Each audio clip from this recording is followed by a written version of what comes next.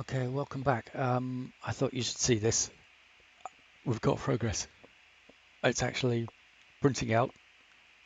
Here it is.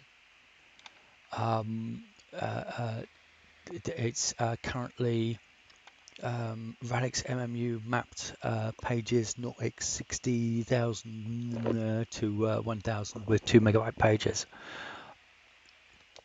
Wow, just wow.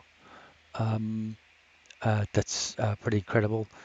Um, bear in mind, this is um, verilator uh, compiled up microwatt VHDL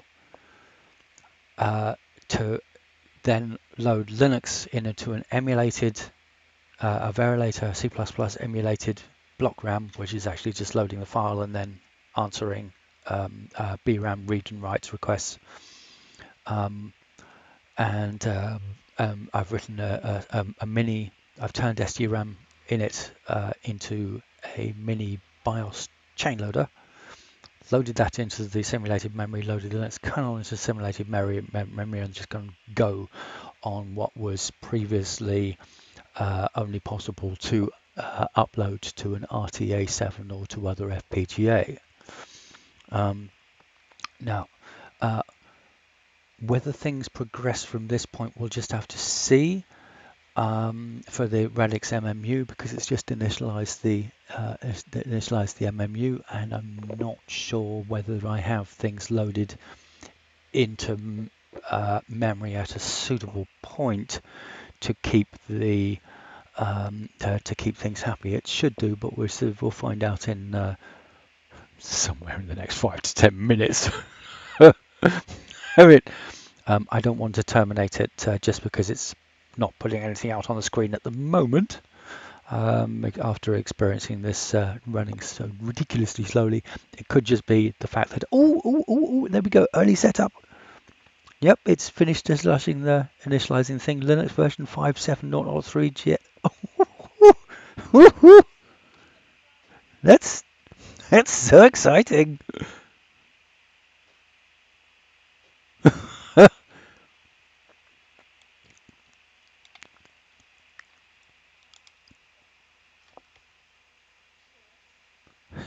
Hey,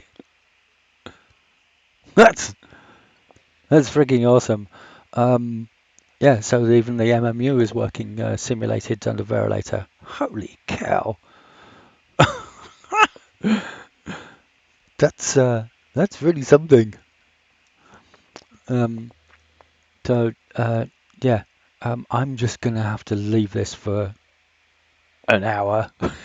Go and watch that first episode of Mythbusters. I promised myself I would do, and come back when it's got somewhere close to starting up the BusyBox login.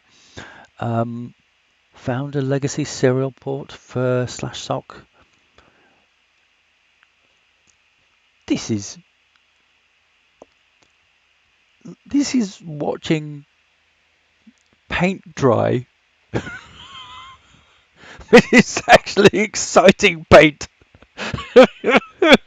Well, no, yeah, it's out. Ooh, bits 34 error. Ooh. Ah, oh, no! It tried to initialize the console. It tried to initialize the serial port, and it changed the baud rate. Ah, oh, shit! Stop bit error. Yeah, this is the this is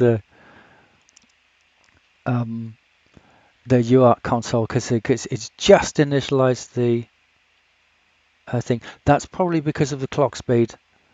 The simulated clock speed is not matching the kernel clock speed. Oh, I know what that is. Yes, I know exactly what that is. In the kernel, we've just gone everything up to so. I'll stop that and explain before things scroll off the top of the screen. Right, so the first thing I did was here you can see I fixed the. Let me just expand the size of this. No, VT options, huge. There we go. Let's see if that fits on the terminal. Yes, it does. All right. So here, basically, first thing I did was I had to enable uncompressed kernel mode. Now, that involved actually hacking the kernel, putting in a hashif ndef around the call to in Arch PowerPC boot main partial underscore uncompress, and that way we skipped an hour's worth of gzip uncompression in simulated time. Um, so so up until this point, we've been running from the UDebug 0 console. It's still a 1650 UART, but it's running from early setup, which needed the initialization from the new first bootloader, the mini bootloader, to initialize it correctly. We haven't solved or worked out what the heck's going on when initializing the UDBG thing in the PowerPC kernel. But you can see here at the point where it's so cold find load user early remap, all fine up to this point. It's found the legacy serial port, but it then decided that it was going to initialize that. And I remember seeing that in the, if you see here, we've got clock equals 50 megahertz, and that comes from the microwatt make file, that it declares the clock to be 50 megahertz when you run in verilator mode. But I've seen that in the device tree file, DTS, microwatt.dts, it actually says it's 100 megahertz. So if jobs, everything, that was the last one. If this file I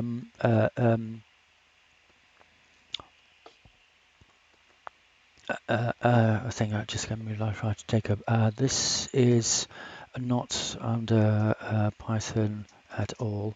It's actual verilator C++.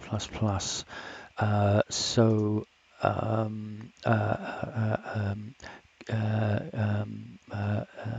microwatt is compiled from VHDL to Verilog. Verilog is handed to verilator, which gets compiled to a full C++ program. Yeah, so that you should be able to work everything. So there's no Python involved here at all. If when we get to running LibreSoc instead, the microwatt.v will be flipped out and LibreSoc.v put in its place. No, this is entirely verilator standalone. And I'm just going to find him the git.libresoc.org. Please excuse me, I'm just uploading that other video there, but I've got to find him as a thing. Apologies, I'm saying verilator trace file, commit diff, and post him the commit diff. I deliberately did that so you could see what the purposes of this is. What we're doing here is doing the multi-dimensional equivalent of a three-legged stool. We're doing microwatt, getting microwatt to boot Linux under verilator, so that we can then swap out LibreSoc and have it running instead, but still actually have the option to run GTK wave traces, because when you flip over to an FPGA, you can't trace it, obviously, and I want to see what's going on the basis of having successfully run the micro MMU.bin unit test last week. I would my next task will be to correct the to properly match up that clock there, which says 50 megahertz, and put that into the device tree file, microwatt.dts, which I know says 100 megahertz, and then see if the Verilog simulated UART can cope with that, because I know it does a count based on, where is it? There's somewhere in here its timeout thing. Our UART uses 16 times oversampling, so it's 50 megahertz. Yes, here we go. Clock frequency. So this simulated UART, hard coded, assumes that the clock frequency is 50 megahertz, and I know that. Oh yeah, there we go. Look, it says clock equal found legacy serial port CO20, but it says clock equals 100 megahertz. So that is clearly wrong. Thing. So that's a very simple thing to fix, and I'll restart it and let you know how we get on. Thank you very much.